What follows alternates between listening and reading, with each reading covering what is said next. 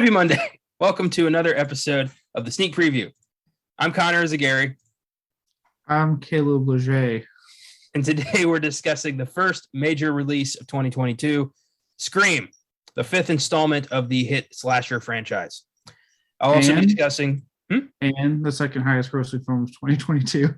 Yeah, we just read that on Wikipedia. This has been crowned the second highest grossing movie of 2022 in the fucking, second week of January?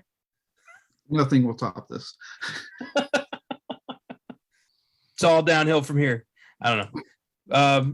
I'll also be discussing my thoughts on the tragedy of Macbeth, which was just released on Apple TV Plus this past Friday. Sure to be a fun episode. Slashers and Shakespeare. But first, let's see what happened last week in film.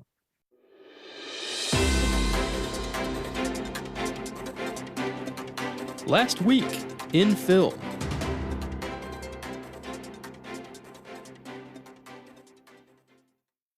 We got 3 trailers to discuss. First up, the second trailer for Jackass Forever, which is now coming out on February 4th after being delayed from last October.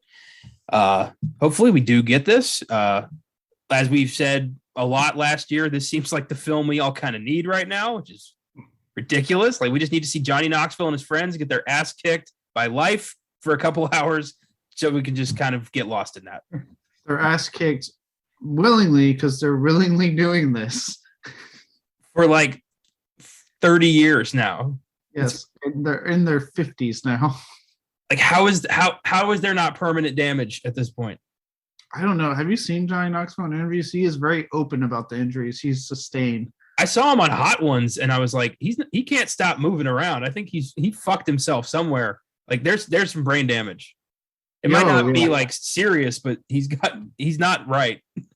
Yeah. No, yeah, I saw that episode too. Yeah, I noticed he was moving around a lot. I mean, look, the fact that he can still do this in his 50s is like legit impressive. Well, like, the fact that he would continue doing it after he fucking broke his dick, that is the end of anything that makes me do that. Like, I'm never doing that again. He goes on to do it for like 3 more movies. Look, that's something too. Apparently, when you talk about, like, they've done shit to their dicks, yet a good chunk of them are married with children. So I don't know what. Apparently, men's sperm is these guys are made of something else that other men aren't. Apparently, because Knoxville, I remember on that Hot Ones interview, was talking about he takes it, like, taking his daughters to see the third Jackass at the premiere, and he was like, "Yeah, I had to cover their eyes because there's obviously stuff they probably don't want to see involving their dad." Taking your kids to the premiere of Jackass 3, like, this is your career, this is your life. This is like, it's admirable that they've created an entire profitable career out of fucking themselves up. That it's something we can all only aspire to. You know who seems like oddly right? And he was also on Hot Ones twice. I watched both of his interviews. Steve-O. I'm surprised how, like, perfectly sane that man is. Not just because, first off, there's the stunts, right? There's the fact that he's done probably some of the more fucking dangerous stunts in Jackass. Like, oh, goddamn. There's also the fact that he was known early in the career of the show and the movies to have a horrendous, like, drug and alcohol problem. Yeah. So the fact that he's, like, also in his 50s and seems perfectly fine is just impressive. Yeah, I love it. I'm excited to. I have not yet watched the Jackass. I watched Jackass 2 a long time ago, but that's the only one I've seen. And I'm looking forward to watching these movies in preparation for the release. Just because, why the fuck not? Let's have fun. Yeah. Like I said, I know some people probably were like, "What? Like, Caleb, why are you so excited for this movie?" Look, man, it was a part of, like, something I watched when I was a kid. You know, I watched TV show reruns. I watched all the movies. And yeah, no, it's not high art. It is not fucking Pig with Nicolas Cage, okay? I know this. It's just fun. And it's the simple fact that, like, when you watch it, right, you can see the camaraderie, the friendship amongst these guys. And that really shines throughout all 3 films. Like, this is a group of friends just having a good time. And it's infectious to me.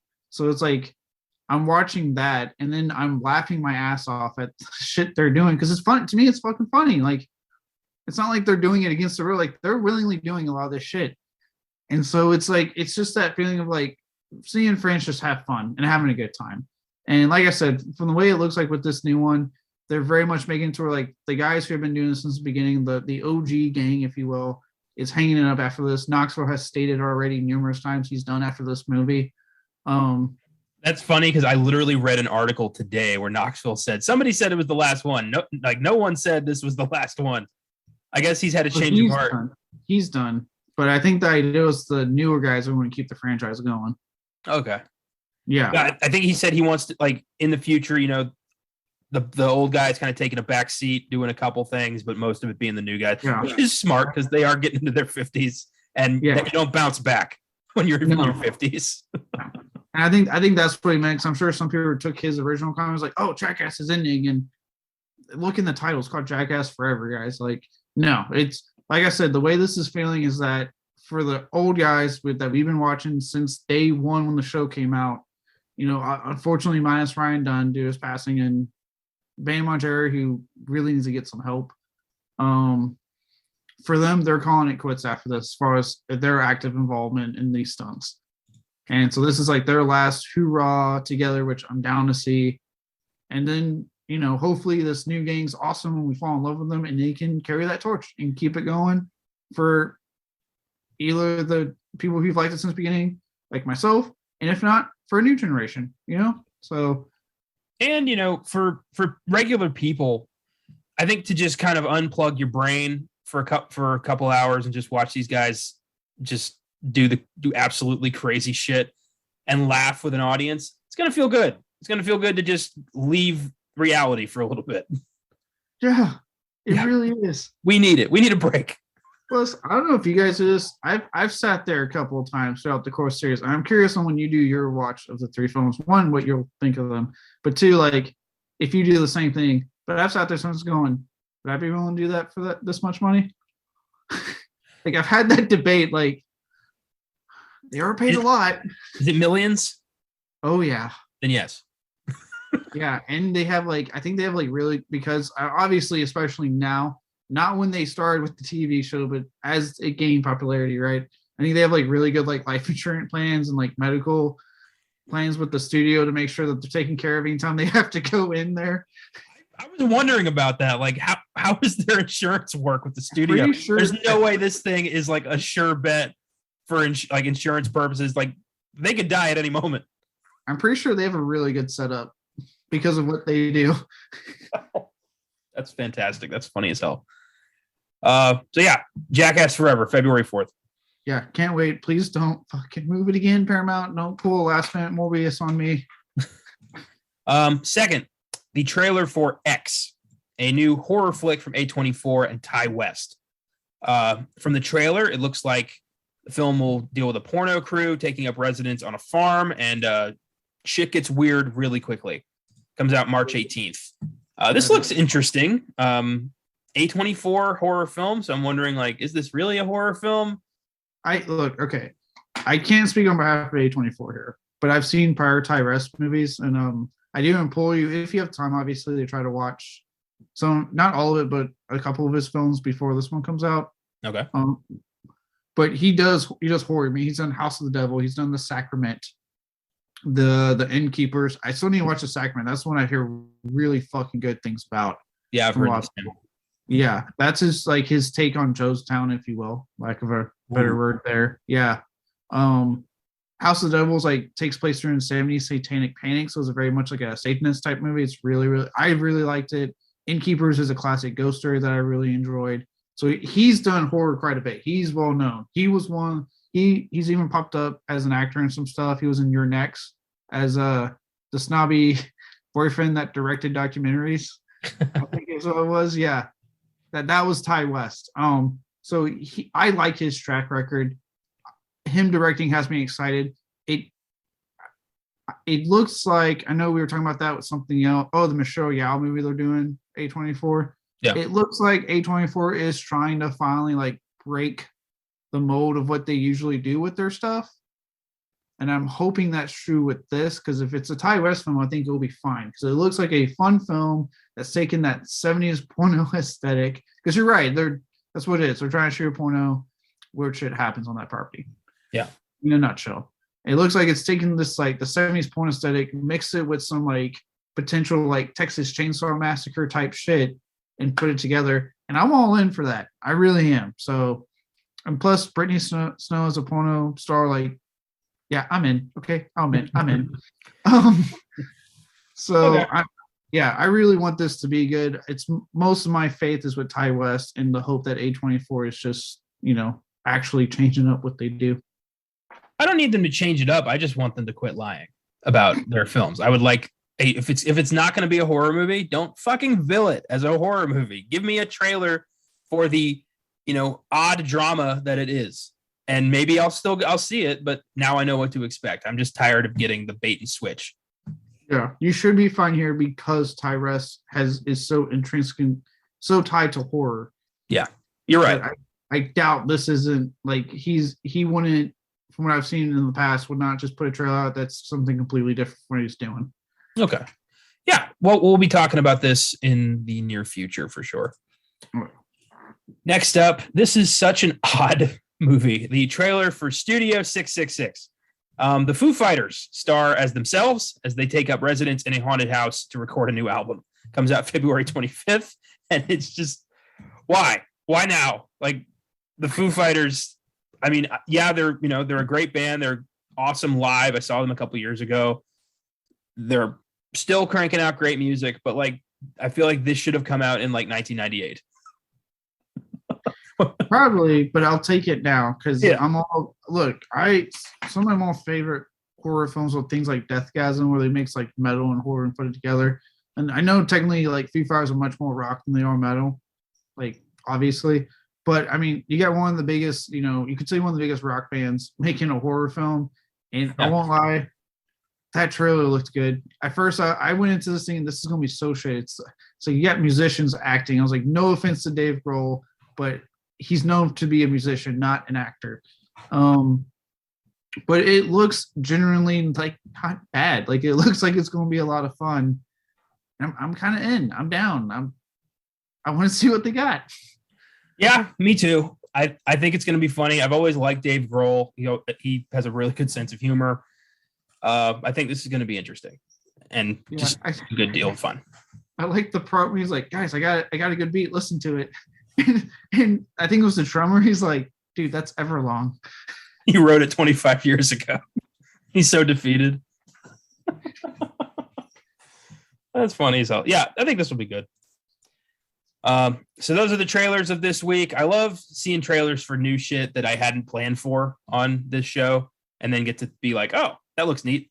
The non-blockbusters, the little stuff that kind of, kind of slips through the cracks. It's be good. Yeah, well, it looks like this year compared to most. I know there was a lot of scare because the Omicron Decepticon Autobot Transformer variant was, spreading. And so they were scared, like, are they going to start switching stuff around again, blah, blah, and it, knock on wood, it doesn't look like they are. So it looks like we're getting back to that groove of like, yeah, obviously there's stuff we know about in advance that we're looking forward to when those trailers drop.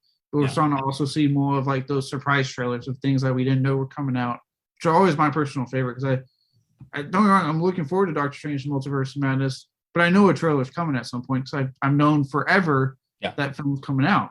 Yeah. I didn't know X was coming out. I didn't know Ty West was working on fucking horror films. When I saw this trailer, I was like, oh shit, okay. Same with Studio 666. It's like, okay, I'm in. Like I'm very much into these trailers that we get throughout the year of like, yeah, this is also coming out, by the way. We just didn't say anything. Yeah. I was talking to Austin the other day, and I mentioned that it feels like we're in the Rocky V stages of the pandemic, where like it's still happening. People are still paying attention, but most people don't fucking care anymore. At least down here in Texas, people are just kind of like, "Fuck it, we've moved on," and that's not a healthy attitude, but it is. I mean, yeah. Yeah, I mean, it's like that here in Virginia. I think it's just all of the states are just like, you know what? We're not now. We don't care anymore. As long as we're not, I think it's literally like, as long as things don't shut down, we don't care. You're vaccinated, you're boosted, you're doing you'll be fine. Like, it's the people who aren't doing that are in danger now. And frankly, yeah, Yeah, at this point, all right. Yeah. I don't want to get Granted, I political, won't but lie. I'm not boosted. Not because I'm against it. I'm still having the debate of waiting if till the military just goes on and makes us do it, or if I just go ahead and do it. I've been having that debate for a hot minute now. I just went ahead and got it because I don't want to deal with any of this shit. I just want to be as safe as I can be. So when I do get it, and I'm going to get it, it's going to get everybody at some point. I can just have a mild cold for a week and a half and then be fine. Yeah. I might just like at the beginning of a weekend one time, maybe when there's not a big release coming out, go do it. I don't know. I'll figure it out. Well, in the meantime, John Watts, director of Marvel's Spider-Man trilogy, is going to be producing the next Final Destination movie for HBO Max. Yeah, I was real excited to hear this because obviously he's definitely proven the man knows how to make a crowd-pleasing film with his three Spider-Man films, in my opinion. And I don't know. I know you weren't the biggest fan of the first film. I don't know if that one counts as part of your rewatch category or not. I'm not trying to give you shit. I just don't know if you're counting that as part of your thing. All right. When Final Destination 6 comes out and we bring it to this show, I will marathon the franchise from the beginning with fresh eyes. Okay. So yeah, I know. I'll see. When this comes out, I'll see what you obviously think as you're watching them. Personally, I've been a big fan of the franchise. I've loved it since I was a kid. I think the only one I don't like is the fourth film, the NASCAR one, the Final Destination that was quickly followed by a fifth film. So it wasn't the final one at all. So I've been a big fan. I thought this franchise has had a consistent quality that just ended way too soon. So hearing that they were rebooting it, I think like last year to like nothing since then to finally saying like, hey, we're doing it. It's coming on HBO Max. John Watts, that's right, Spider-Man guy. He's producing it. Like it's happening. I'm excited. Like HBO Max is quickly like just bringing a lot of films I want to see horror rise between like this new Final Destination and the upcoming Evil Dead. Oh yeah. These guys who are now A-list directors, it's cool to see them get to kind of put their spin on some classic stuff. So this might be good. Yeah, and Devin Sawa is having his resurgence in the horror genre. So I'm just saying, well, his character's dead, but if we can find a creative way to bring him back, maybe play a different character completely, I'm down. Yeah, I mean, secret twin brother, you could probably sell that. He can do it. He was literally played a twin brother in the first season of Chucky. So.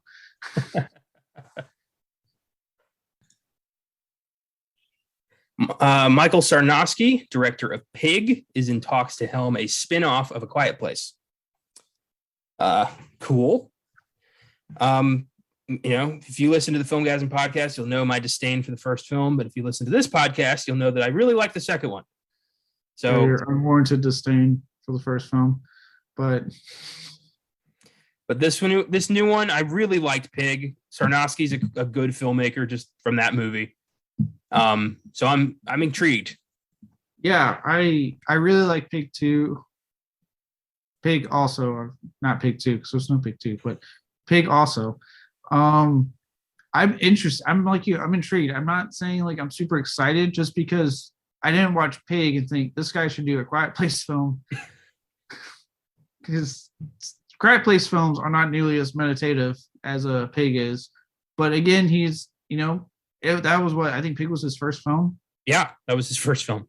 Okay, so yeah, that was his first film. So we don't know what he's really capable of. He could have some interesting tricks. I mean, look at Eggers. He went from The Witch to Lighthouse. Now he's in The Northman. Like he's been able to play around a little bit. So probably same with this guy. But right now I'm intrigued. We'll see. Yeah, we will see. I think it's weird they're doing a spin-off and not just like a third movie. I mean, I don't know what the spin-off will cover, but so it's so weird because I've been on Blaze Ghost and they've been reporting it, and they're in the kind of same where they're like, this is weird, but there's a spin-off, and then Krasinski has talked about an idea for a third film to end I think it's Abbott's or whatever their fucking name is in the movie. Yeah, the Abbott's, like in their trilogy, like it would be a trilogy closer for them. And so he's talking about doing potentially coming back to direct a mainline third film that ends that storyline. Then the spinoff would be something completely different to build up the Quiet Place universe. Is it too much? I feel like it's too much. I feel like it's too much. I would have been perfectly fine had Krasinski just done Quiet Place 3 and we left it at that.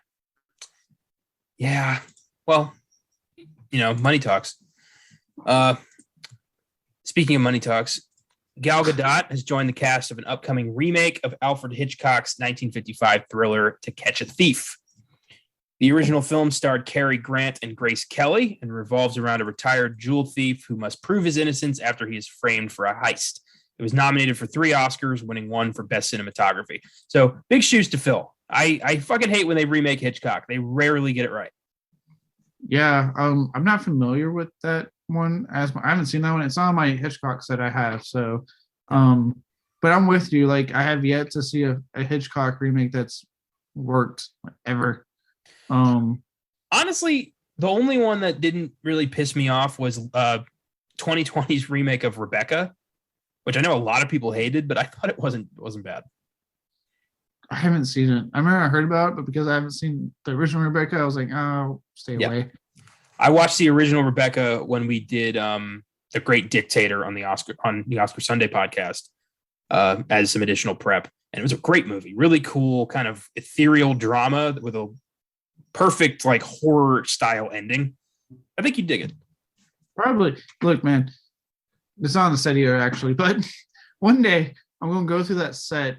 We were talking before, we recorded. When I don't have a weekend when I'm bringing essentially work home to get done over my longer weekends, thanks to different holidays that pop up, I will finally just sit there and be like, all right, I'm going to go through my Hitchcock set.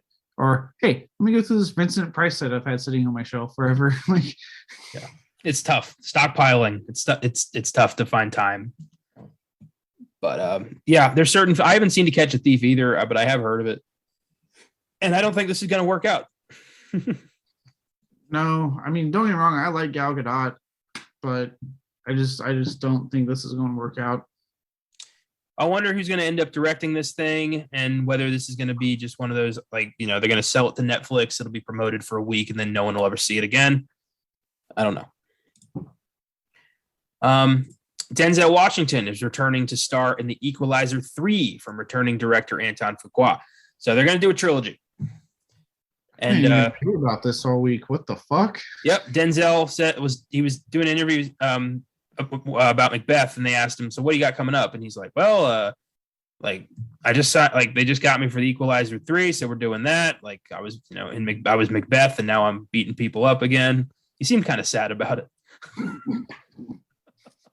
But yeah, Equalizer. The first Equalizer was fucking fantastic. I didn't care for the second one, so it's a coin toss here. I haven't even watched the second one because I didn't care enough to watch it. I was like, I don't need, I like the first one, don't get me wrong. But I remember watching it going, this was really good. I don't need a sequel. And then they did a sequel and I just went, I don't need this. Weirdly though, I think there's a TV show, like the Equalizer reboot as a TV show with Queen Latifah. So I'm wondering, is this going to confuse people? Because studios don't like to do that. I didn't even know there was a TV show. How fucking successful was The Equalizer? Jesus Christ. It's a remake of an old TV show from the 80s starring Edward Woodward from The Wicker Man. So this is it's a legacy thing. So people have always liked The Equalizer. Yeah, but I'm just saying, I didn't think the first one with Denzel Washington was that successful enough to warrant a 2 or 3 and then a Queen Latifah starring show. It's pretty good. Kind of forgettable. But, all these, 50, 60-year-old former, actors known for drama, former drama actors becoming action stars, all these kinds of films are kind of the same fucking movie. Everything Liam Neeson's done since 2008, The Equalizer, it's all kind of the same shtick. I was about to say, you can thank Liam Neeson and the humongous success of Taken for that one. I saw at Scream, there was a trailer for another one. Did you get that trailer? Probably. We kind of came in late. Josh was dragging feet. I know he's going to listen to this. I want him to hear this. Well, I got there super early and they didn't show a newbie. So I was like, thank Christ, I don't have to watch that dumb shit. But there was a new trailer I decided to leave it out because I didn't want to dig into it because we're not going to do it on the show. It was Liam Neeson and Aidan Quinn, who's looking rough. was called Bright Blacklight, maybe. I don't remember. I may have seen it online one day. This time he's like ex FBI or NSA or something who's divorced again with a kid and a grandkid. What the fuck? Why is he always playing an ex agent who's divorced? How is it these stars just keep getting the same script? Well, he also said, like, I'm not doing action movies anymore, like 3 years ago. And in that time, we've gotten like 5 more. I just like make up your mind, Liam. He's not consistent with what he tells people. Apparently not. Next up, some tragic news. Beloved comedian Bob Saget has passed away suddenly at 65 years old from a suspected heart attack. Saget was one of the stars of the sitcom Full House and its sequel series Fuller House. He also hosted 193 episodes of the variety show America's Funniest Home Videos and had numerous stand-up specials and a Comedy Central roast. He was a beloved comedian. People fucking love Bob Saget. And he's gone. And it just feels like 2022 keeps ripping away like iconic people. And we're only 2 weeks in. What the fuck? We're losing icons and I don't like it. Yeah, this one was like, I remember when you texted me that I was watching something, so I wasn't paying attention to my phone at first. And then I looked and I was like, no fucking way.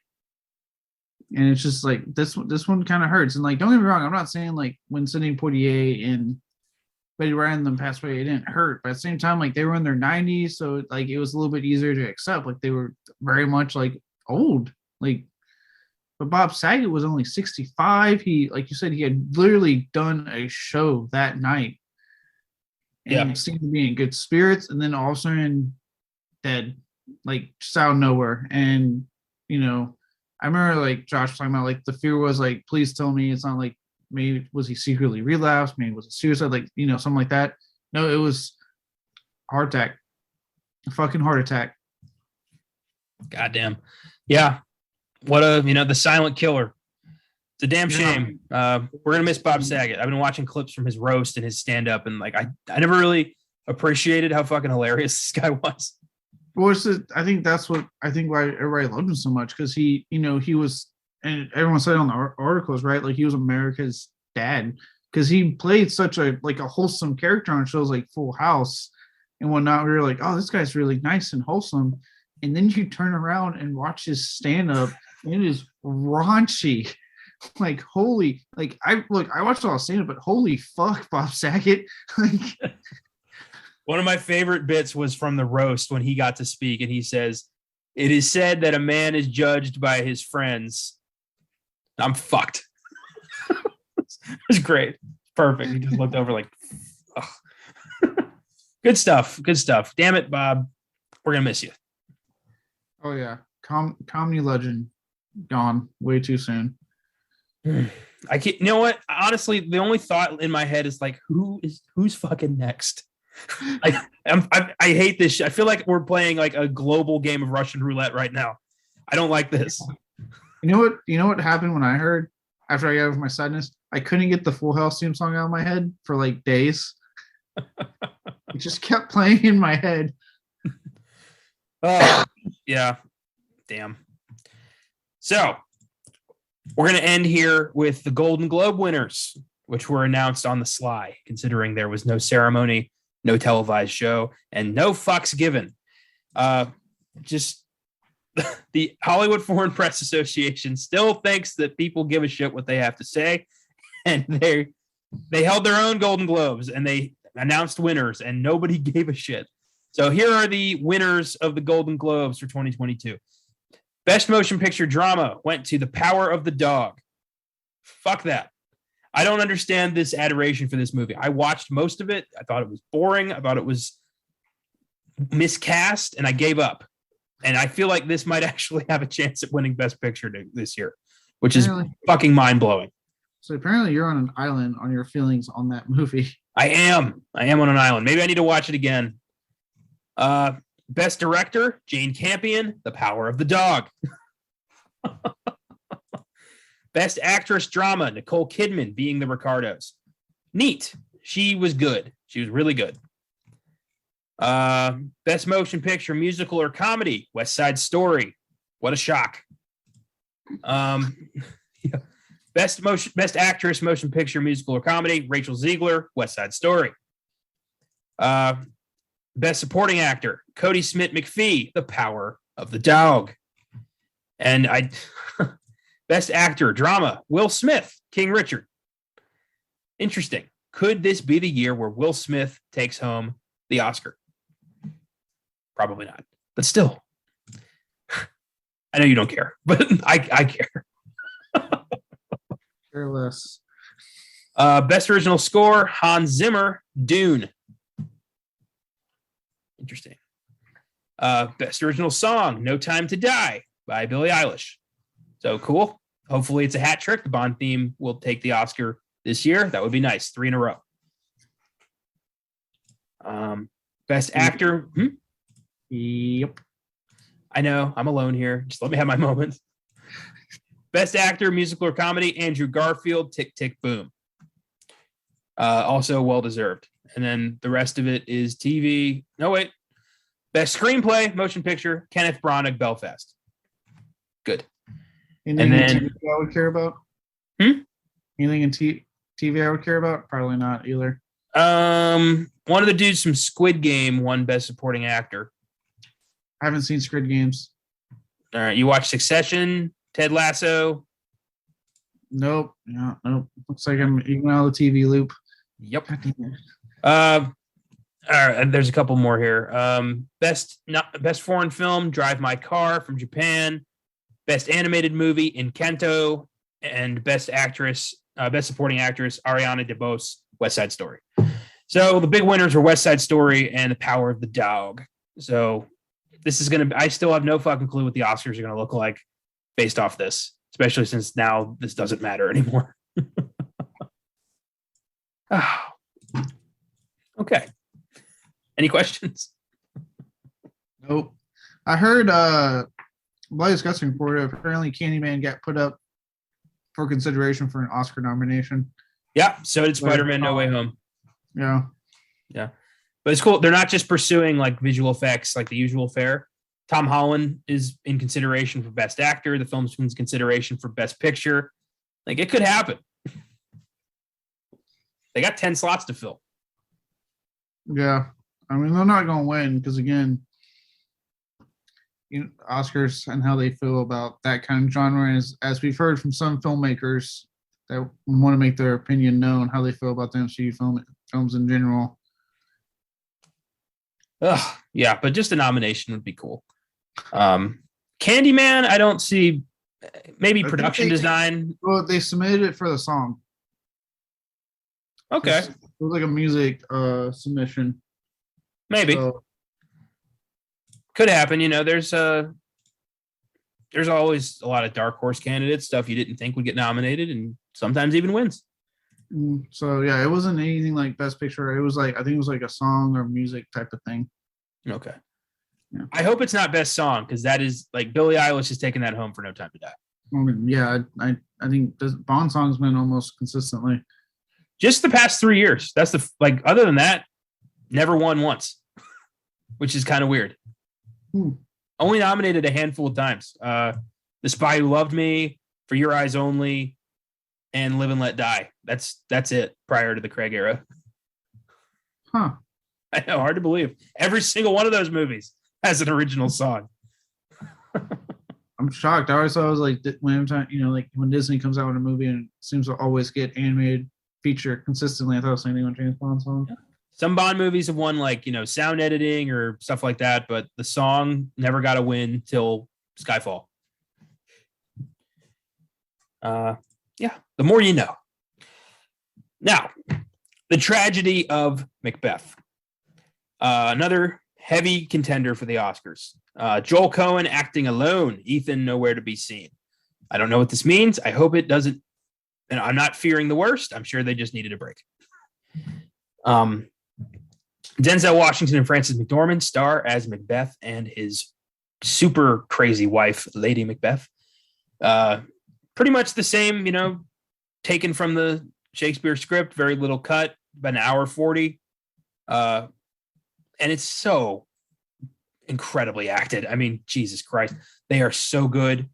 Denzel especially plays unhinged towards the end of the story very well.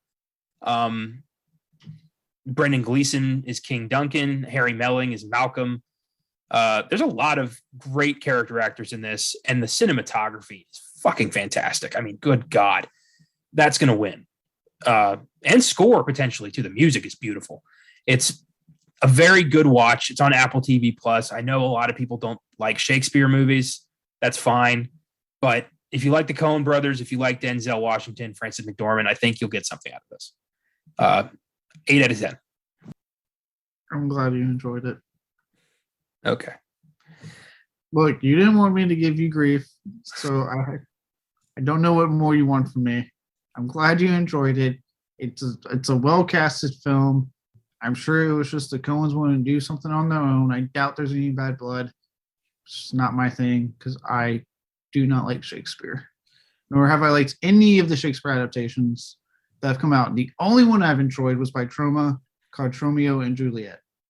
You ever see The Lion King? Yeah, I've seen Lion King. It's Hamlet. No, it's not. Yeah, The Lion King is Hamlet, Nope. buddy.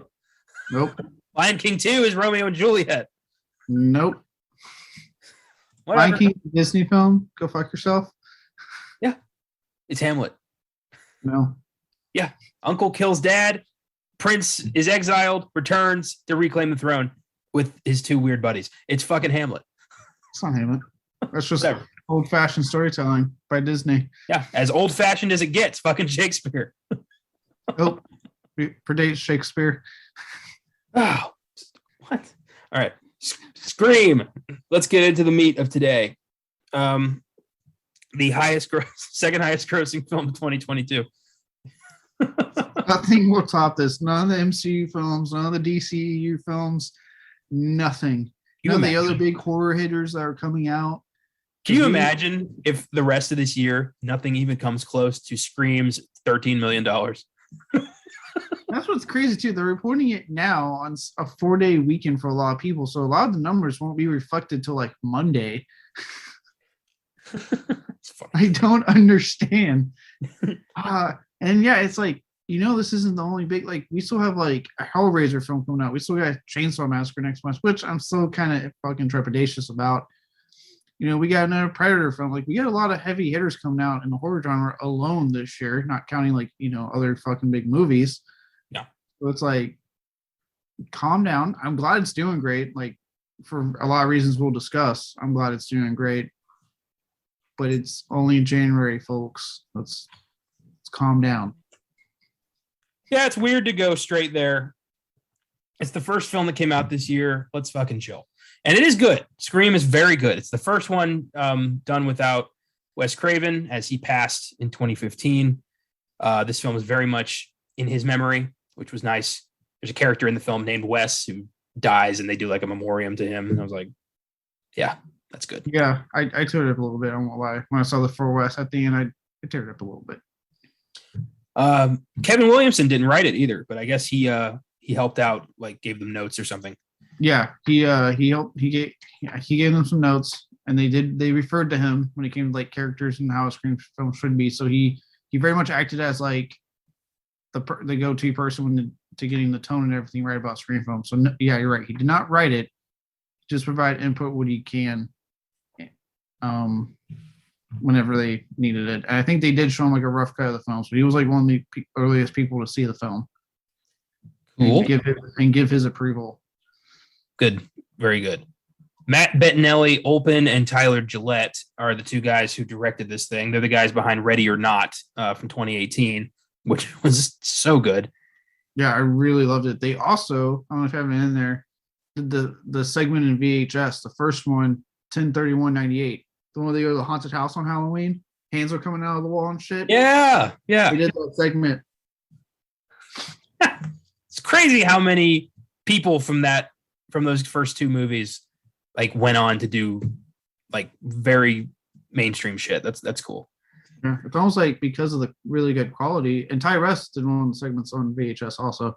It's interesting that these guys who had really good shorts in the best VHS films of the franchise are now doing really good shit past it. It's like they have talent that people saw.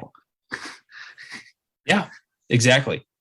So the Scream franchise has survived the collapse of the Weinstein Company after the sexual abuse allegations, the death of Wes Craven, COVID.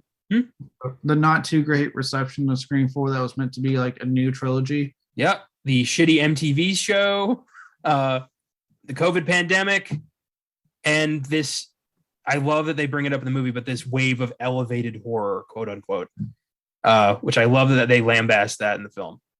Yeah. To me, this one works so well because out of all the, and look, I still would put it behind Scream 1 and 2 just because I just really love those first two films a lot. But it feels the most like the original in terms of how they are approaching the meta commentary with the horror. It's the most perfectly like balanced, I think, since the first film. And yeah, I like how they were taking like how Scream did at the time it came out. You know, a lot of people were like, well, it's dated now, no shit. But when it was talking about that stuff, that was what was hot at the time. Mm-hmm. The same thing here. They're tackling everything that's present at the time. This elevated horror bullshit that people want to talk about, thanks in large part to your favorite company, A24. I like a lot of what they produce. I just want to make that clear.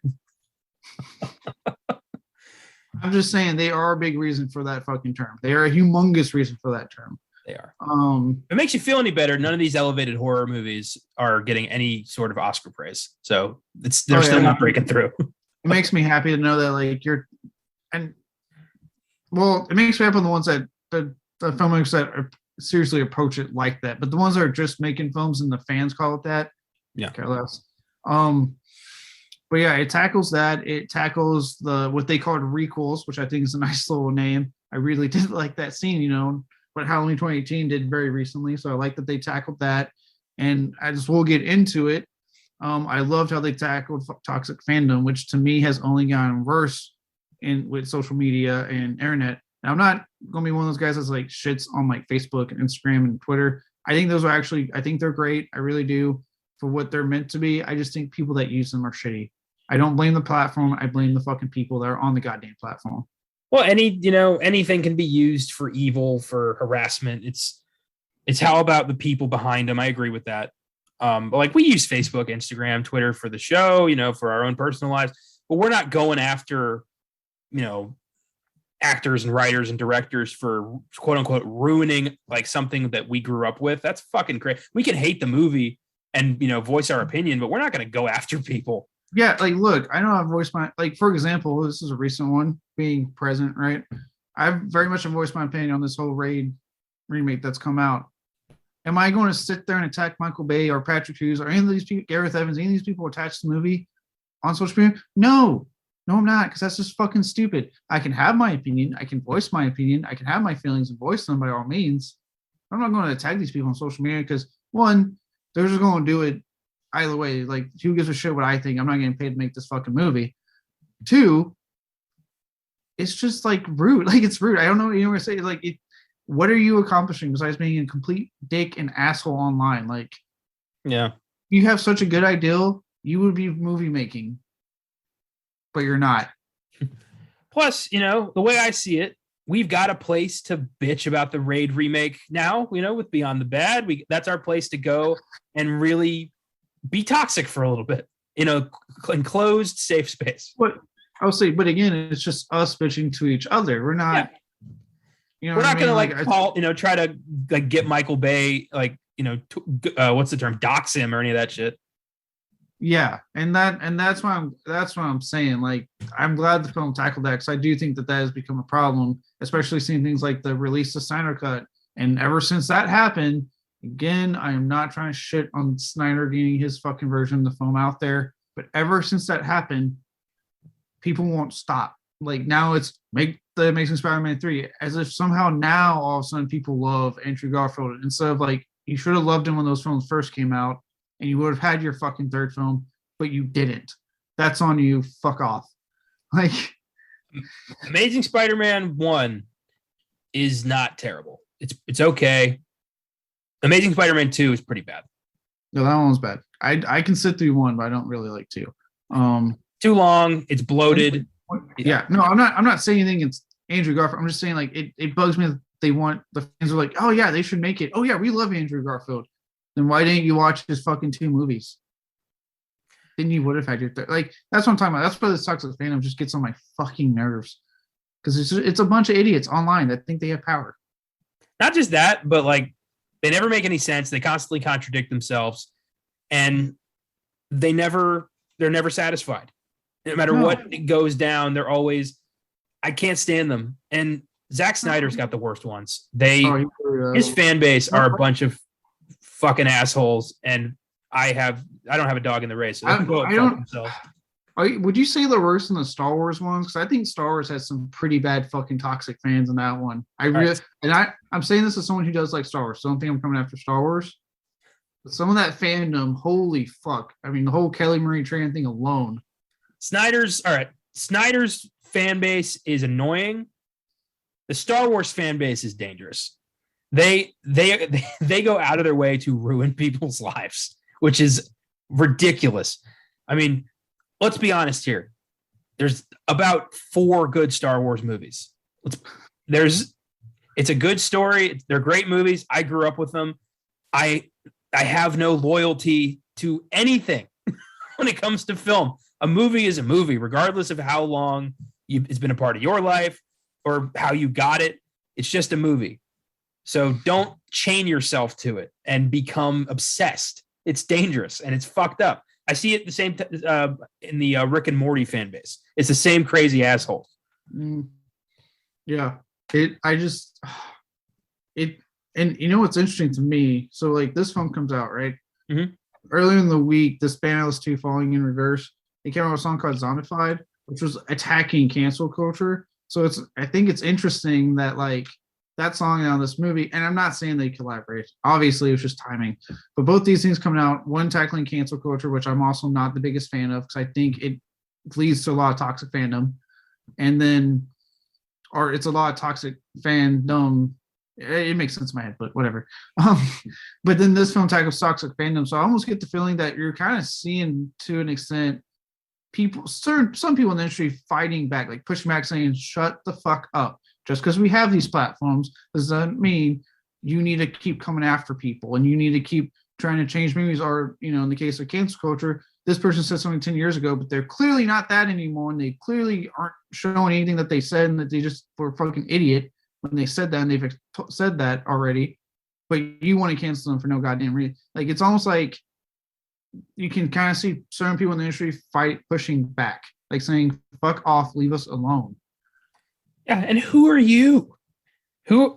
What makes you so special? Are you holier than thou, flawless human being who's got like nothing they're ashamed of, no skeletons in your closet? You've been the same moral high ground asshole your whole life. Shut the fuck up. Yeah, you're telling me you've always been woke for, the term that we like to use now, and PC? No, you haven't. You've said things that are not okay now. We all have. You throwing the first stone, JC? Huh? Like, no. It's annoying, and I hate that. I hate those people.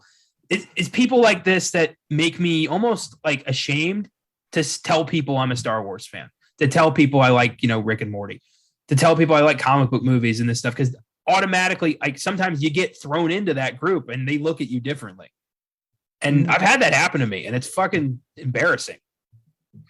And what's interesting, because like on that end, I don't mind some people when I'm like a horror fan or like a heavy metal fan, right? Because to me, there's not as much toxic fan. I'm not saying there isn't. I'm sure for them to tackle and scream means it's happening in some franchises for sure.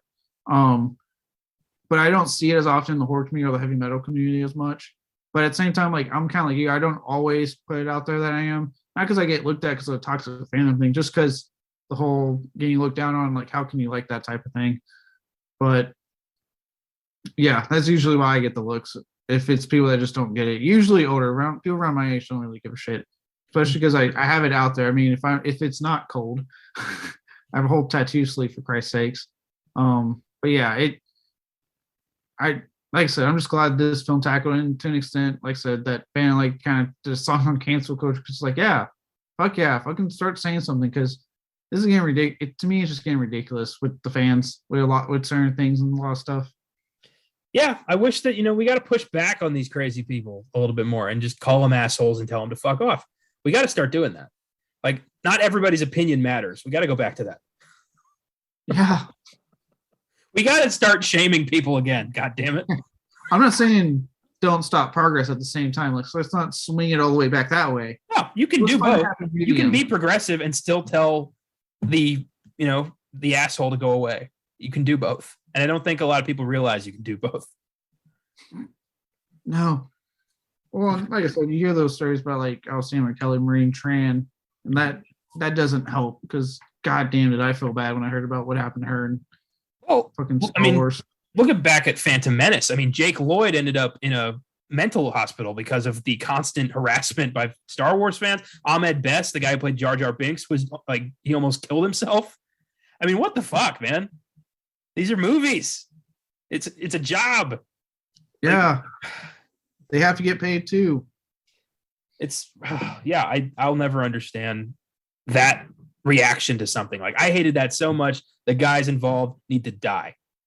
Yeah, I don't get that. Like, look, I don't like Jar Jar Binks at all. I think he is a terrible character. I know some people have been saying he comes off racist. I'm not going to comment and go down that rabbit hole. What race is that? Show me the Gungans in real life that he's making fun of. I never bought into that either. Yeah, I know. I don't want to go down that rabbit hole in case it causes a new firestorm, but I got fuck all to lose. I'll go there. All right. But I hate Jar Jar Binks for a lot of reasons. I would never go after that actor. I would never go after fucking George Lucas for it. I just go, yeah, that character sucks, and I move on. I move the fuck on. Move on. That's the best advice. Yeah, look, you're talking to a guy that loves horror films. You've seen my collection. I have how many fucking horror franchises in my collection? Not a single one I own is a perfect fucking set of movies. There's always one I don't like. Guess what? I move the fuck on. I watch it. I don't like it, and I move on. There's franchises I grew up with that I love that I was so excited to see, like Spider-Man 3, X-Men Dark Phoenix, like these things that I loved and was like crushed when I ended up, they ended up sucking. I was like, that hurts. This is terrible. Oh, well, that's it. That's the end of it. There's no next step. Like, I have to stop this movie or these people need to be punished. It's just, that sucked. And then, you think about it every once in a while, but you move on. Like, I'm not going to go after the Game of Thrones assholes because I didn't like the ending. Yeah, like if I ever see him in public, I might be like, "Nice shot, asshole," or something like that. But that's about it. Yeah, I mean, yeah, I'm not gonna go after them. And then, like when Peter Dinklage said his comment, I mean, I got pissed at because I thought that was pretty shitty for him to say. That was a dick move. I was like, I'm not gonna go after him. Like, okay, he can say what he wants. It just means that I can think you're an asshole, and then I'll move on. Mm-hmm. That's it. And sorry, but especially like with like going back to these like franchises, right? Installments. What a lot of people forget is that that might be a hated one by the fans. Like, you might really hate that one. Someone in the fandom likes that one. I am personally not a fan of Jason Goes to Hell, right? It's my least favorite, and I've listened to the director and his struggles with that film, and I definitely, it makes me appreciate the film a little bit more. I'm not gonna say I like it, but I also know that there are people that fucking love that one, that love that installment.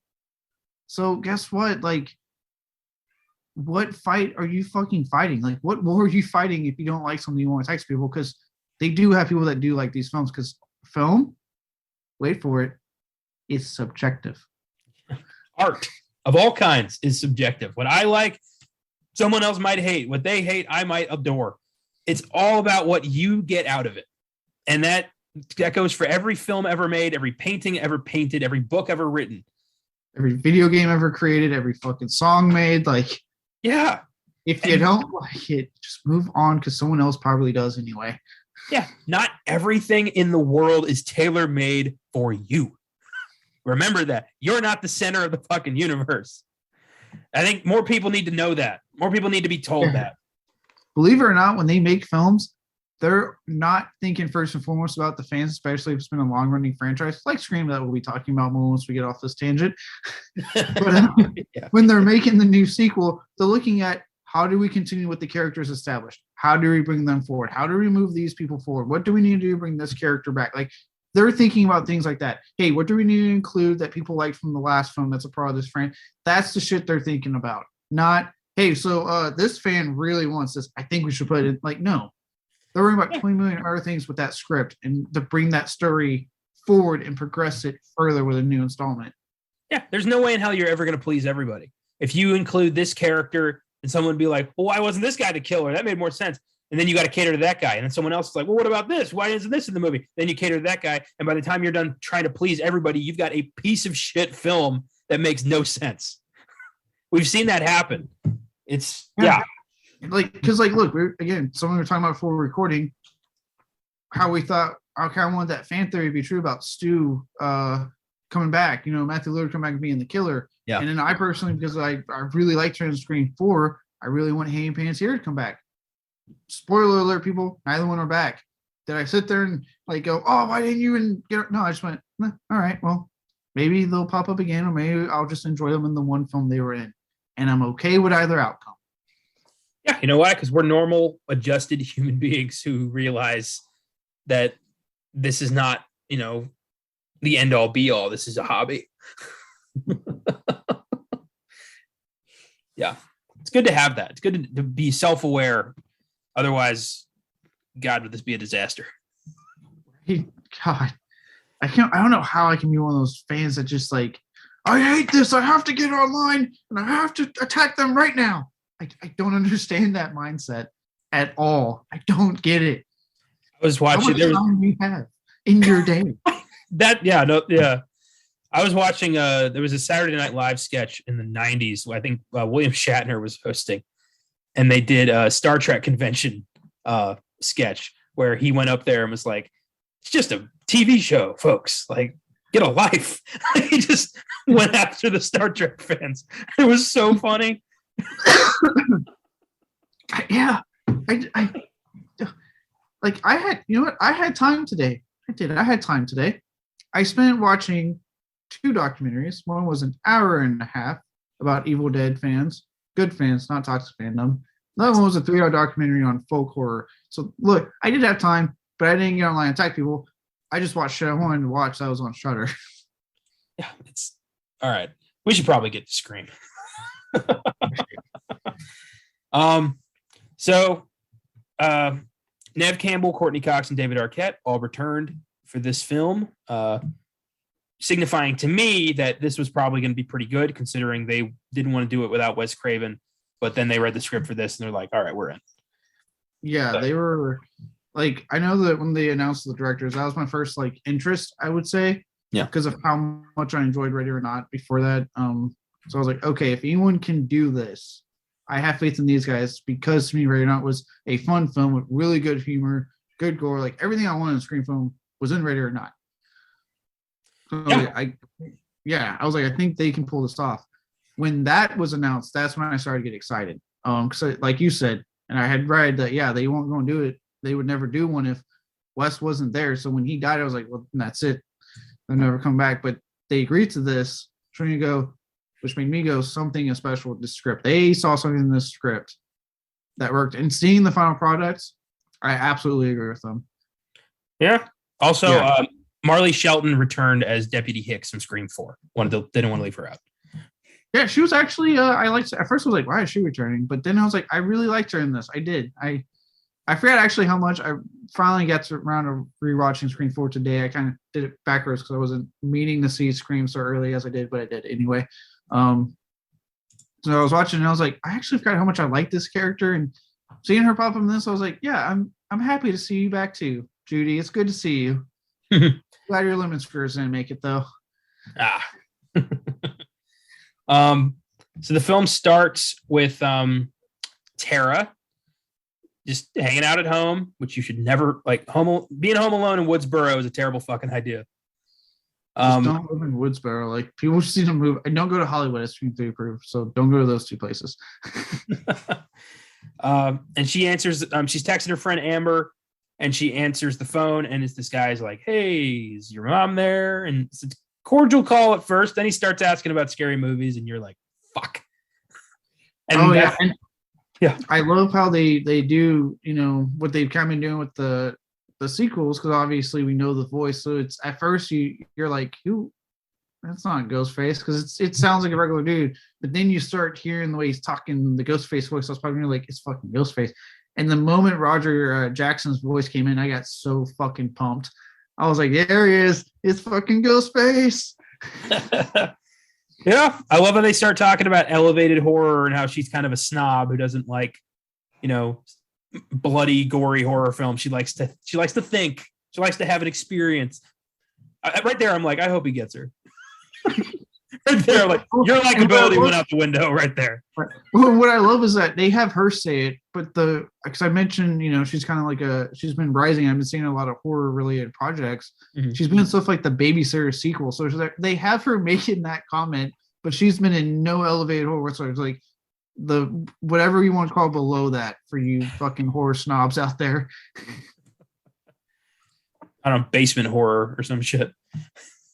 Shitty horror, I feel like what they call it behind my back. But yeah, and eventually Ghostface reveals himself and is like, hey, the fact that they even have a fucking landline in 2022 is amazing.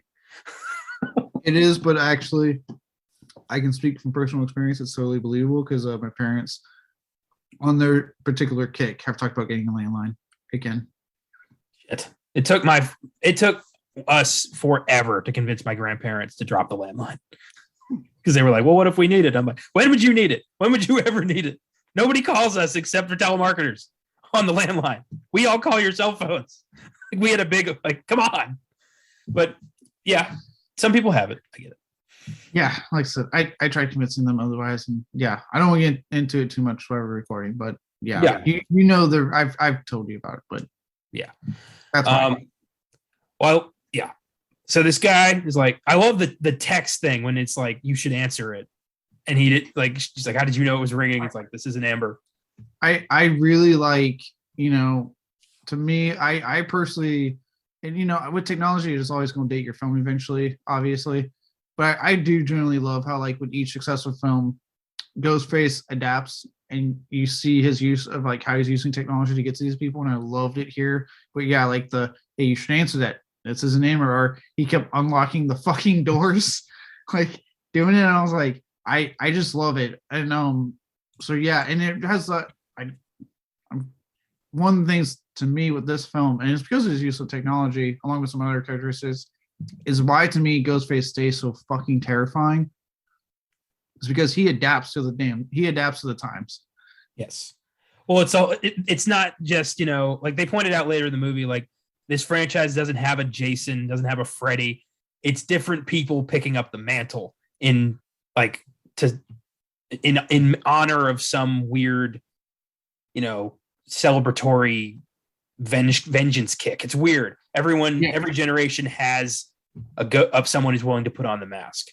Yeah, which is why, like, you can have Ghostface be more adept with technology and have him always be more on it than other villains, because it's a whodunit. It's someone in the cast that's Ghostface, so someone's very privy to technology to begin with. Yeah, and this first kill, I mean, it's not a kill because she makes it out, but this first attack is brutal. I mean, Christ, when he stepped on her ankle and just broke her ankle, stabs her through the fucking hand, and then just keeps getting her in the back. I'm gonna say, like, this Ghostface, and look, I know, like, some people are like, well, it's not, because a lot of the earlier reviewers talking about how brutal this film was, and a lot of people are like, it's not that brutal. Like, no, it's not the most graphic fucking horror film I've seen. I've seen way worse, but you know where I've seen. So, yeah. But with that, like, first Scream, this is still brutal. This Ghostface to me, I'm gonna say again, like, I won't say a lot, but he's so fucking terrifying compared to previous ones, because there's like a rage in this one that you don't see in the prior ones. Like, the amount of stabbing, the way they actually, like, even that hand stab, the way, like, they hold on to that fucking thing with the camera, which they usually don't do in Scream. Like, you don't see it for that long. It's not that quick. It's quick. They hold on to it. They're making you watch her. And yeah, it to me, it makes for a very like brutal and terrifying Ghostface. Because you're right, this fight scene, holy fuck. But to her credit, I like not just her, but a lot of people in this film fight back. I know they've always done it, but in this one in particular, they are really fucking like fighting back. Like, because when she does that hand thing, it wasn't like Ghostface just stabbed her there. She's protecting her face because she's getting ready to stab you. You see her hand fucking shoot up and go right through her hand, and she's using that to not get like stabbed. So it's like I like how this fight was portrayed in the beginning. Well, the people in this universe, like this is the 5th attack. Like they know what to expect. They're not. I mean, they're afraid of Ghostface, but he's manageable almost. Like they can fend him off. And also, it's just funny to see, like, you never see Jason just get like slapped into a wall and fall over. Like, but Ghostface always gets like knocked over somehow, and it always makes me laugh. Oh, it does. It's just because it's just like human emotion. Like, oh shit. I will say, I love the hero shots we keep getting at Ghostface. Like when she is on the floor and he's getting ready to like break her leg, and you see that shot of him just staying on the camera and he flips the knife. The horror fan in me got like the hugest like nerd boner in that moment. just like, oh my god, yes.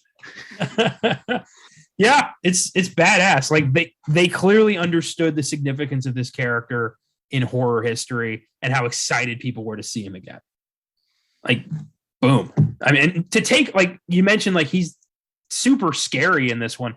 It's tough because, you know, with the Halloween costumes and the scary movie parody, it's hard to take that image seriously anymore. But god damn, I don't know what they did. The guy they got to play Ghostface is like 8 feet tall. That was a big one.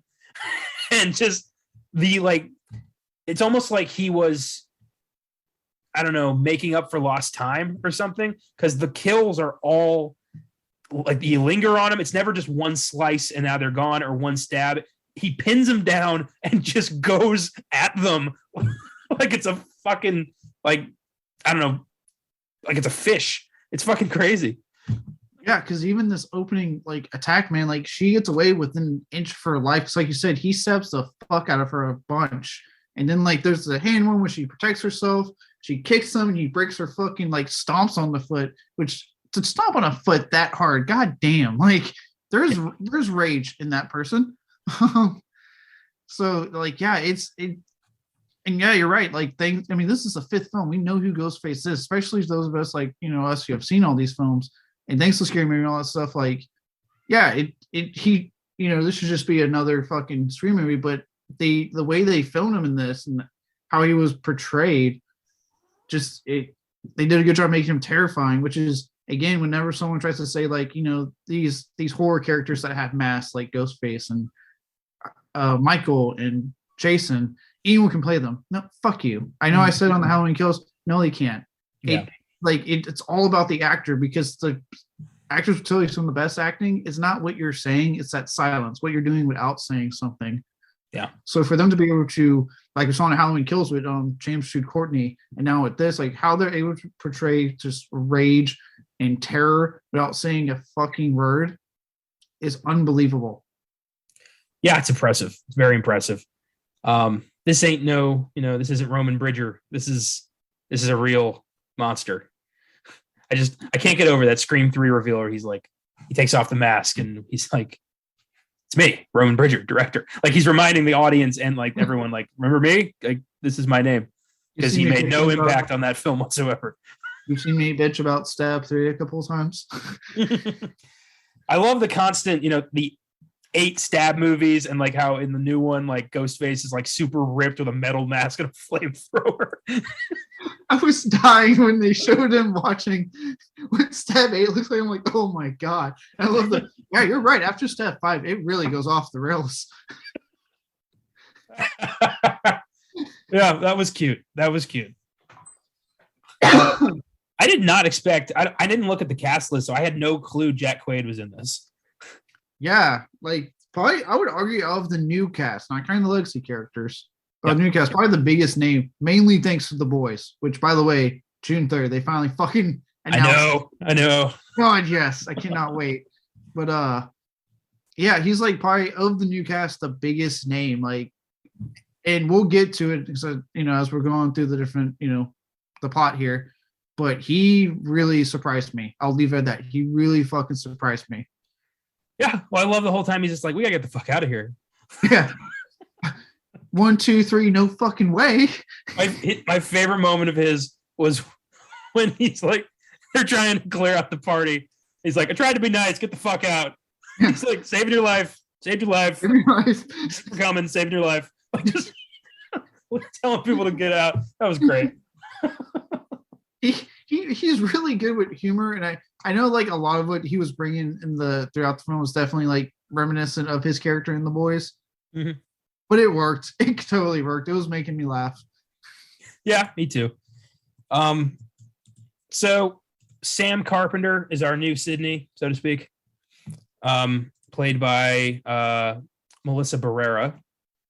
And she was good. Her and her sister Tara are the new targets. This new Ghostface is going after anyone related to the first round of victims, including. You're probably wondering. Oh, sorry, go on. Oh, go ahead. I was gonna say, what you're probably wondering, folks, how is she related? You know, granted, if you're listening to this, you've probably seen the film, so you know anyway. But nonetheless, we've done like on this show, we have done Spider-Man: No Way Home. We've done, Shang-Chi. We've done big stuff. Week of, so you should know at this point we spoil the whole damn thing. So it's on you. It's on y'all. What I already forgot her name. Sam is the daughter of Billy Loomis. Holy shit. Which for me, I was actually at first like, okay, that works because, and I'm glad I went through my marathon before I saw this, because there's that quick moment in Scream that I almost forgot about where at the video store, Billy's there talking to two chicks. And they make the quick throwaway line of like, oh yeah, real ladies man, isn't he? And Rainey's like, I don't know why she's convicted killer or something like that. But it's like quickly thrown out there that he may not have always been faithful to Sydney because she wasn't, for lack of a better term, I don't know what they're using now, but when I went to school, it was for putting out. Not to be degrading here, but that's just what people said when I was in school.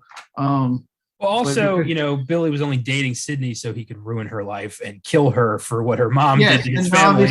Yes, obviously the twist. I'm just saying, like, it was very heavily quickly implying that one scene that he wasn't always the most faithful of boyfriends. So it would make sense with that one quick line dialogue that using that as a through line to say like, oh yeah, he totally fucked someone that got pregnant.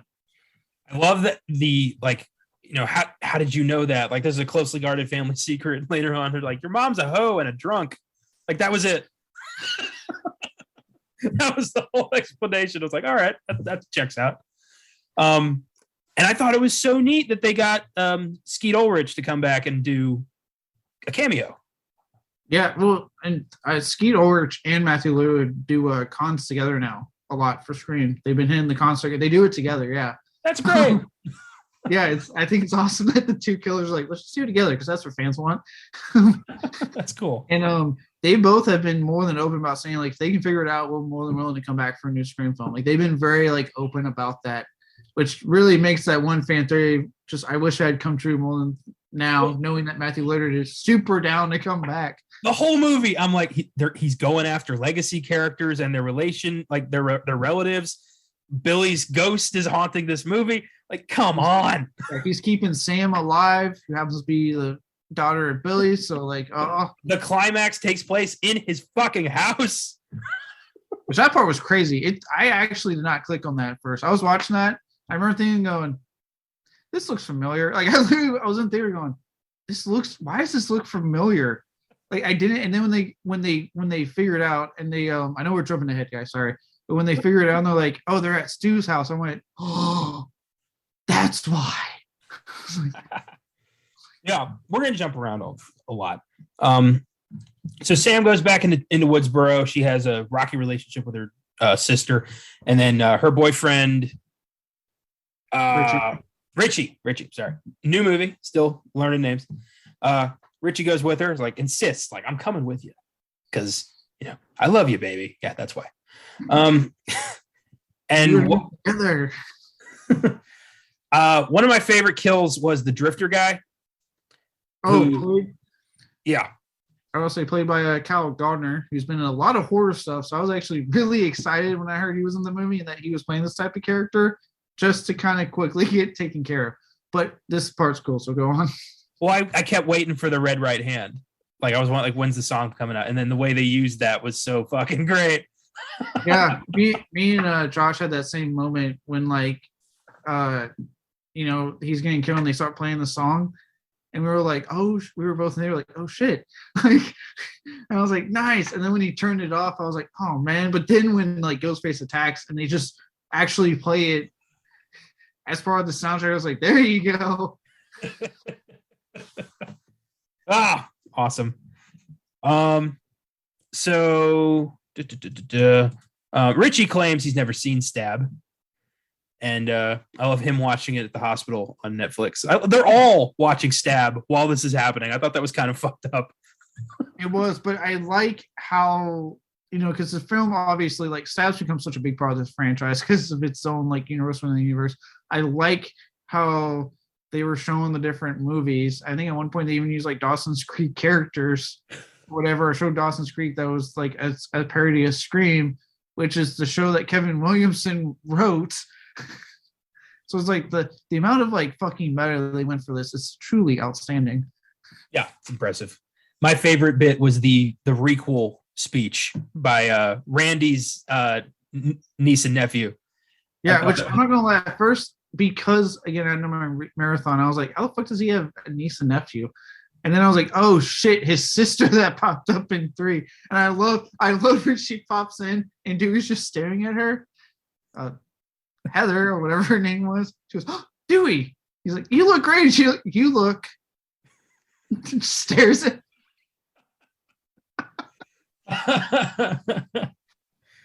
Oh, that was great. I love when they're talking and somebody says to Dewey, like, you're probably the killer because you've got like, after losing your job and your wife and getting stabbed constantly, you just snapped. And he's like, well, maybe you're the killer because that cut deep.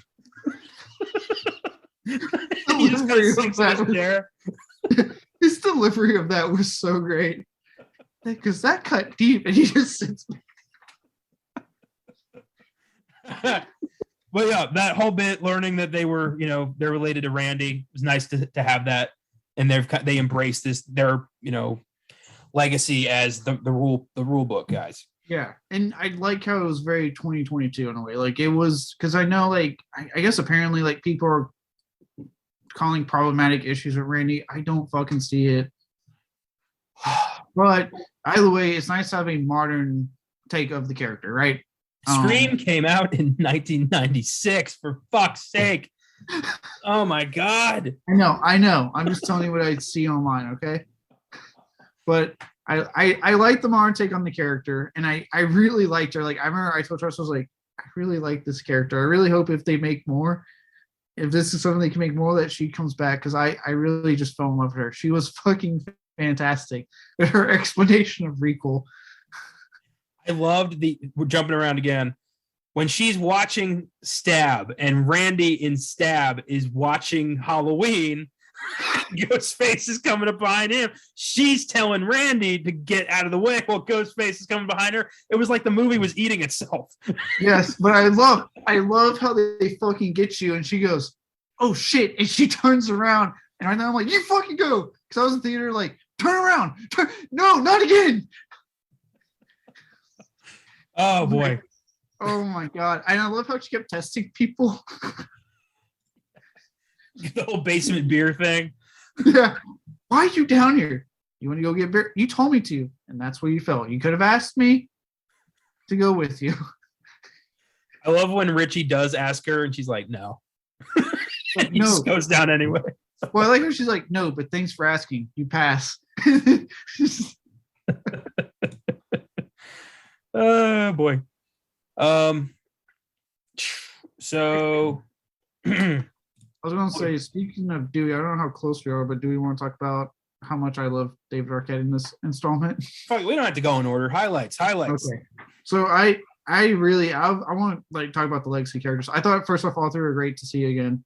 Yeah. I've always liked the Dewey character, and I know you like to make your jokes about him getting like stabbed, but I do like how the film itself does make that constant reference, like you've been stabbed 9 times. And I love how the film's even in on it. Like, yeah, we know, guys, we know, we'll have some fun with it. But David Arquette, I think more than any of the sequels, and after having marathon all of them, really brings it to me, at least in this film. Yeah, I agree with you on that. And my only beef with Dewey is the disappearing nerve damage between Scream 2 and 3. That's what bugs me the most. Okay, you're putting that on Dewey, even though that's a script writing thing. That's not a Dewey problem. The character is the character. It is what it is. And I hate his fawning after Gale, who's such a terrible person. Like, yeah, he can do better. Like, I think what I like is that Dewey is a really good guy that just wants to save people. Yeah, that's true. But also, how many times are you going to escape the serial killer? Like that close? How many times? 4, exactly. Well, he didn't actually watching 4. He didn't get stabbed at all in 4. Well, I'm just saying he made it out. Okay, I was about to say he didn't get stabbed at all in 4, and actually he didn't even get that fucked up in 3. It was really just the first 2 movies. That's true, but he got stabbed a fuck ton in both those movies. Yeah, more so too. I think in Scream 1 he got stabbed like maybe once or twice, and then in Scream 2 he got fucking like brutalized, but somehow survived. Well, but again, that's the script, not the character. Learn to take your problems on the right thing, sir. Oh my god. Well, in Scream 5, I got my wish. He got fucked up for good, and I was kind of expecting one of them to go. I figured we were going to get rid of a legacy character. I figured Neve Campbell was the safest. Yeah. It would be like, to me, it wouldn't be true to her character. Like, it makes sense to have her like live and just eventually leave the franchise. Yeah. But I was like, it's either going to be Gale or Dewey. We're going to lose one of these 2 people. I was certain, like, as the movie progressed, I was really thinking it was going to be Gale. I mean, Courtney Cox feels like the kind of actress who would want to move on, who would want to, have her character end like in a ceremonial way, and then Dewey would get the kill in the end. That's what I thought was going to happen. But they flipped the script, and Dewey goes out saving lives like he always wanted to. Before we quick side note, when he does decide to actually help them, I loved, just like we talked about that other song, I loved how they played his fucking theme song when he shows up at the house. The moment I heard it, I was like, yes. Even Josh was like, the sheriff's back in town. I was like, God damn right he is. I did love Richie's little, like, just because this guy showered doesn't mean he should carry a gun. Richie's just, the whole time he's just kind of bad mouthing everybody. Yeah. What do you call him? Like what, shitty Sam Elliott or something like that? Yeah, he did. Which is funny because I'm watching 1883 that has Sam Elliott in it. He's really fucking good in that show. But actually, like, so in general, like, let's just talk. To me, I want to talk about this whole scene of like the Dewey, that scene, because the whole scene even before that is just one of my standout scenes in the movie. Okay. And again, harkens back to why I think this Ghostface is so fucking terrifying. But when he goes after Tara in the wheelchair, first off, Al with the hand and having to move a wheelchair. Holy fuck. That just like pain when I was, I can't imagine trying to do that after you've been stabbed in your fucking hand. But something about that scene when she is like reeling her fucking way to freedom as hard as she can, and Ghostface is just strolling, leisurely walking behind her. You see him for the first time in the franchise turn the fucking voice modulator on. I thought that was a nifty little touch. Yeah, that was cool. I never assumed it was in the mask. No, I really, it probably wasn't at first, but I'm sure as time has gone on, technology. Yeah. But I like seeing that, and I love how he gets on the phone and is like taunting them as he's just walking, and doesn't even count for us. First, he just fucking launches her off the damn chair, so she's crawling, and he's just still walking behind her. It, like I said, something about how they filmed that to me again just really reinforced how terrifying this Ghostface was. Like, he's taking his time. He's playing with his victims more than he has in any of their films. Yeah, I thought that was great. And in that scene, Richie shows up and he gets gashed, and you're like, oh, so he's obviously not the killer, even though we've fallen for that so many times. Yeah, they're really good at making us fall for that. And I love that Sam isn't, she reveals like, maybe I'm stalling for time, and Dewey blows him away. That was great. Was not expecting that. No, yeah. Well, I told Josh, like, what I like what how they've done with the Dewey character is that he, to me, is very reflective of a Western archetype in film. He's the sheriff that comes to town, takes care of business, as we see throughout the series, right? And then in this film, he's playing what we see in a lot of like the spaghetti Western types, or even like later Clint Eastwood films, where he's the retired sheriff, he's down in the bottle, he's past his prime, but he gets pulled back in for one last mission. And as we've always said, it's like in those films, they don't always make it out alive. They usually die on that last mission. And to me, they really followed that here. So, because yeah, he comes in, and I had a moment where I wanted to cheer when he just fucking shot the shit out of Ghostface with his gun. I was like, fuck yeah, Dewey. And I even like his line when they're fighting, and he's like, not today, because he's getting ready to get stabbed again. He's like, yep, nope, nuh-uh. And fucking just blows Ghostface away. Like, yeah, fucking awesome moment. Yeah. And his final words, he's like, somebody, like, if you got to get him in the head or else they're going to get up. And Richie's like, who gives a fuck? And he's like, I do. Like, well, way to kind of sum up the character. That was good. Yeah, that, like I said, David Arquette, to me, like, he really brought it more than ever in this one. Yeah, like in that moment right there, because he could have gotten the elevator, he would have lived. He would have gotten away, worried about it later, but he couldn't do it. He's that good of a person. He wants to save people. He's like, no, I got to make sure this is done. And he goes back, and sure enough, Gil calls at the wrong fucking time, and Ghostface pops up and says, no, today is the day, or the fuck the quick line was, and stabs the fucking shit out from the front. And then takes another knife and stabs him in the back.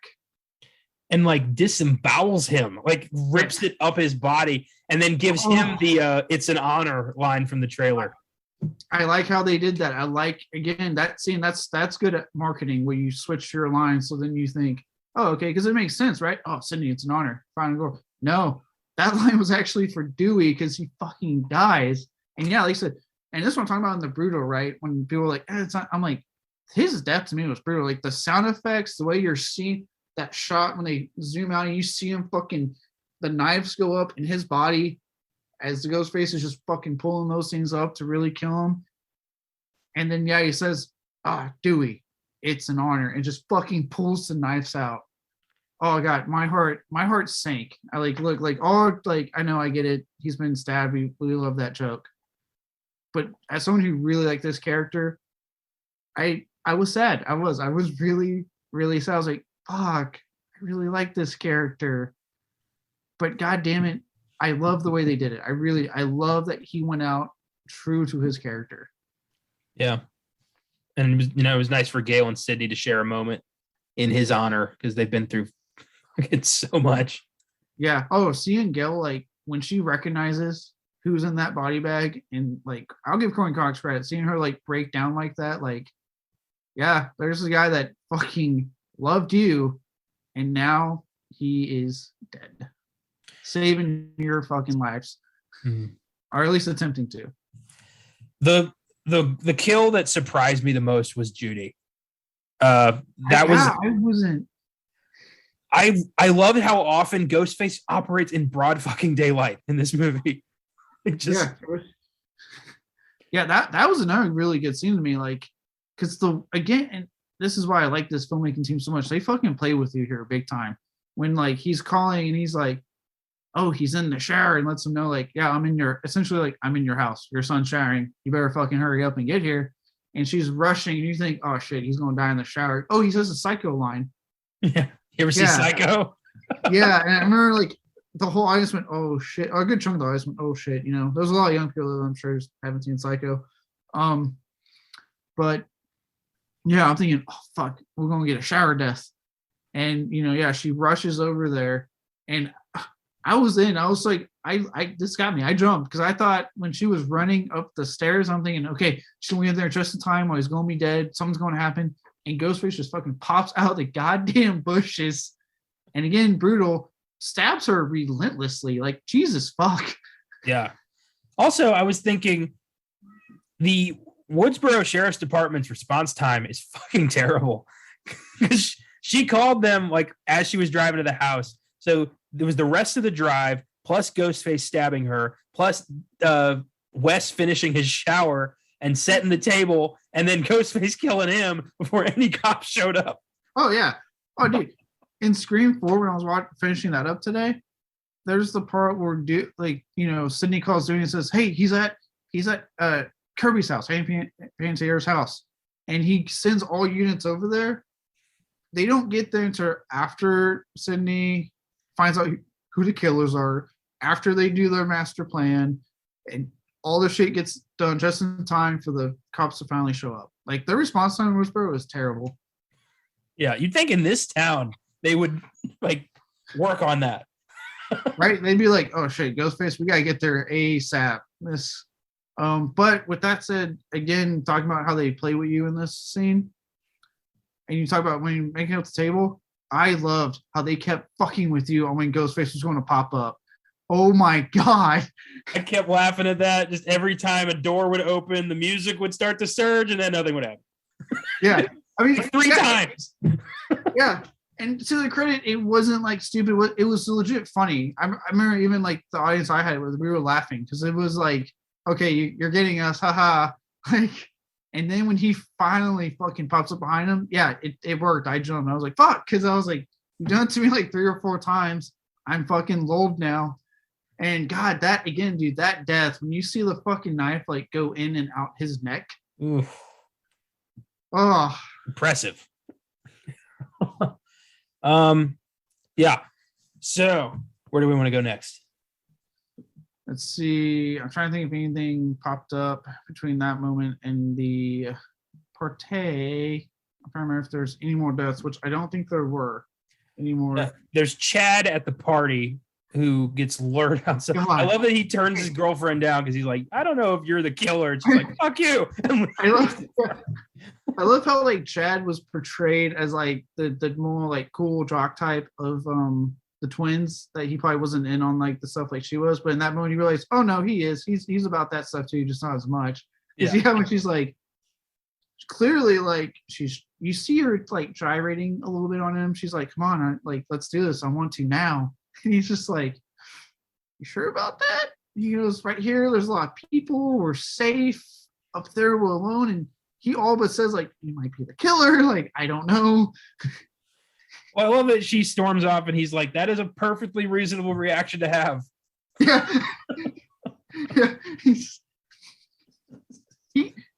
Yeah. He cracked me up with that. That was funny. You know what? For once, I'm like, as someone who's all about like, no, you follow your dick, sir, and you go get that. That's a moment where I went, no, you did the right thing, man. You did right thing. Now what you did after, not so right. You fucked up there, but you started out right. I'll give you credit.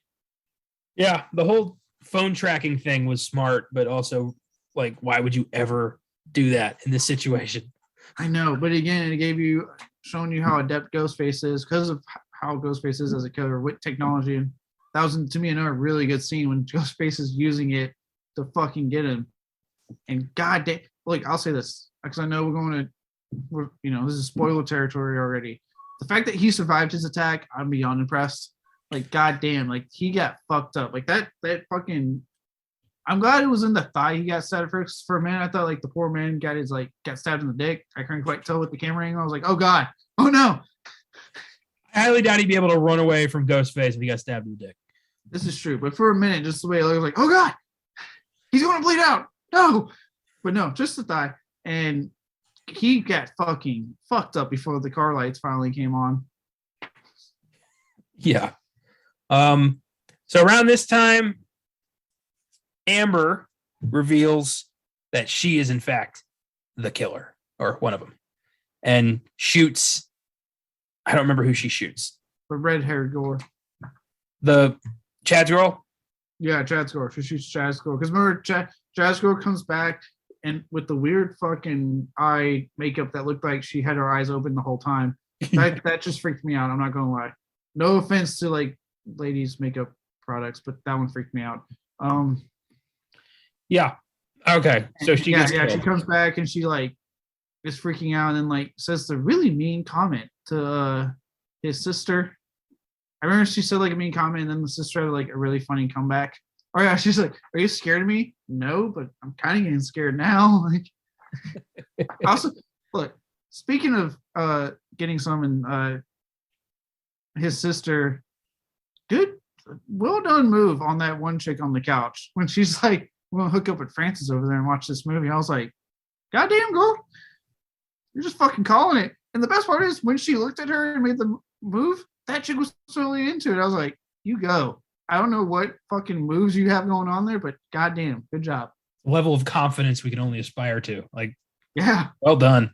I was happy for her. Like, you go, girl. I'm proud of you. So Amber kills Liv. Liv?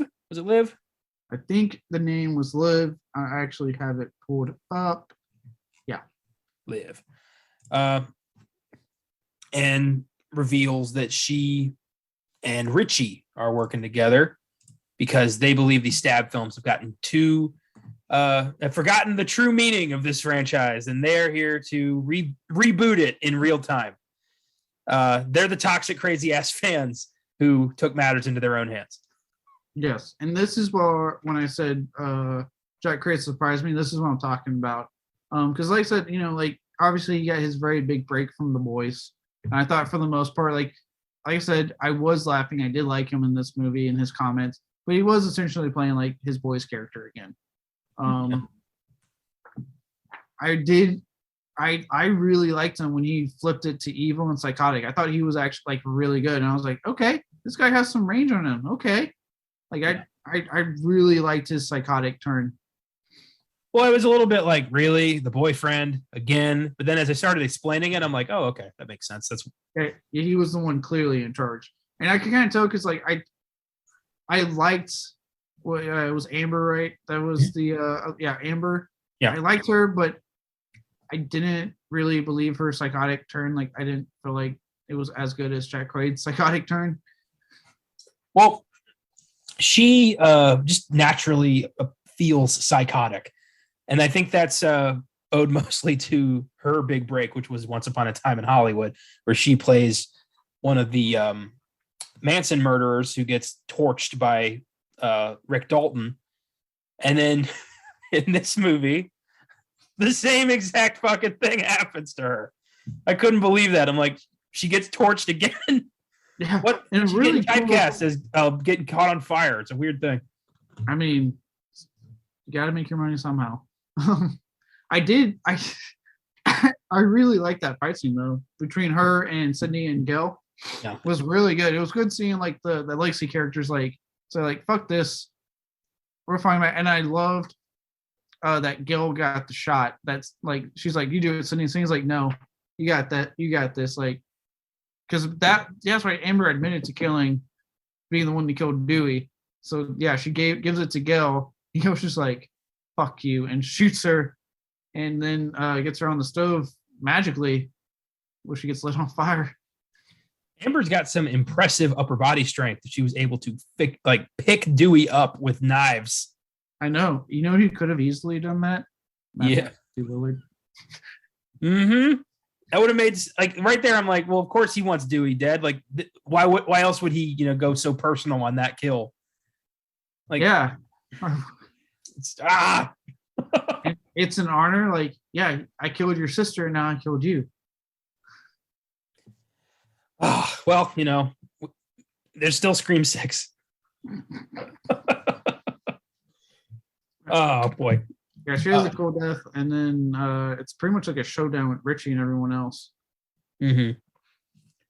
I think who got the kill for that one? Was it Sydney or Samantha?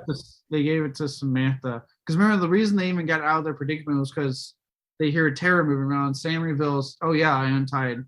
Yeah, because family is forever. Yeah. No, that's right. Tara. So Sam gets Richie, and then Tara actually gets Amber's kill. Because remember, Amber comes running out and then gets shot, and it's Tara holding the gun. I still prefer the Babadook. I like that punchline. I was hoping for Sydney to say, like, what's a Babadook to Gail or something like that. I thought that would have been fun. Oh, yeah. Like, they're just, like, really showing that they're kind of out of the loop on that one now. Well, she said she doesn't watch scary movies, understandably. Oh yeah. So yeah, and then Richie and Amber are dead, and the media covers it again, which means someone's gonna emulate this shit, and Gail's gonna write a book about Dewey. I like that. I really like that last touch they did for Dewey, and the way she says it, like it's gonna be about a guy who goes into town and saves. I was like, "Fucking, you're right. You're goddamn right. It is. You write that book about Dewey because he's a goddamn hero." And then the film ends with a very touching for Wes, which is good. I like that. And then it ends with some like 90s shitty rock song, which I was like, that's perfect. Yep. And it even did the quick Ghostface like jump scare second thing that they did in the prior films. That they did in the Scream one where the mask quickly popped up and then the credits. Oh yeah. Jump scare. They even did that quick little jump scare and then the rock music. Sweet. I think this was a good way to start a new year of films. I give this an 8. Thought it was really good. How about you? I give it an 8 as well. I really, really like this film. If I'm going to do my ranking, 1, 2, 5, 4, 3. Okay. It's really up there. I really like the new cast a lot. I like the capacity that the legacy characters came in, and that it ended in a way that if they cannot bring Sydney and Gil back, and it would be just fine. Like it's done in a way that obviously, Dewey's is very much done. His story's done, but even their story is done in a way like they don't have to come back anymore. We can follow this new group going forward, or at least these two sisters going forward. Definitely. Yes. So I liked how that was done, and like I said, I think since the original, this is the perfect marriage, if you will, I like a better word, of the meta commentary and the horror. I think that was pulled off really well. Ghostface again has never been more terrifying. The kills, no, they're not the most brutal thing out there, but for fucking Scream, they're goddamn brutal. And yeah, 8 out of 10. For me, I would rank 1, 5, 2, 3, 4. God, people you really shit on 4. I don't like 4. I don't like 4. Let it go. I don't like 4. No, I will not be the only one that likes 4. 4 is not that bad. I really liked Scream 5, or Scream, I guess as they want to call it. I love that little joke in there. Like, why was it just called Stab? It's Stab 5. Just fucking say it. Yeah. But yeah, I think this one is the second best Scream movie. This is great. Yeah, they fucking knocked it out of the park. And, I was talking about it, but I'm fine either way with how this goes. If this is it, like, it doesn't do well enough, they don't touch it again for another how many goddamn years, and this is it, I'm totally cool with that. If this is successful enough, and I genuinely hope it is, and they do enough to say, let's do a sequel, let's start following this character and go forward, I'm also down with it, because I think the smartest thing they can do at this point is, and they did it here, this was the first one to do it, is not have it be tied to Sydney. Have someone continue taking that Ghostface mantle, but it doesn't need to be tied to Sydney. Scream 6, I would have Matthew Lillard be in it, but not the killer, and have it be kind of a Hannibal Lecter thing where he's in prison and they go to talk to him to figure out how to stop this new Ghostface. Fun fact. Yeah. And one of the many prior drafts that probably would have been better for Scream 3 than what we got. Matthew Lillard was going to come back. Stu was going to be revealed to have been alive. He was going to be in jail, and he was orchestrating a Scream, like Ghostface killings while on jail with younger members doing it. The high schoolers doing it. The reason they didn't go through with it, and even though that was like a script they were getting ready to shoot, Columbine happened. I think, didn't we talk about that on the Scream 3 Filmgazm? Did we? Dude, all these podcasts bleed together because we do so many. I think that was my Filmgazm facts. I remember, I think we talked about that. Well, either way, it's being brought back up now. So still a fun fact. We could have had it, which also tells me that they have considered bringing Matthew Lillard back in the goddamn past. It's going to happen. Yeah, but hey, I do like the fact that they were able to use this as a chance to take down toxic fandom, so I'll take it. Yeah. Thanks for listening, everybody. Hope you liked this episode. If you like the show, you can always follow us on the socials, Facebook, Instagram, Twitter, Filmgazm Productions. You can email us at filmgazm@gmail.com. Check out the website, filmgazm.com, where we got all sorts of cool shit.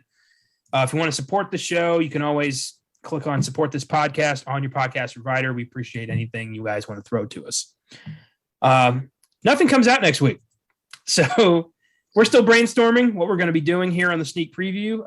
Don't want to set anything in stone. We're going to kind of play it by ear. Tune in next week to find out what it's going to be. Don't miss Michael Mann's thriller Thief on Wednesday's Filmgazm, the 1995 disaster Showgirls on Fridays Beyond the Bad, and Francois Truffaut's 1973 Oscar-winning drama Day for Night on Oscar Sunday. Have a great week, everybody, and keep watching movies.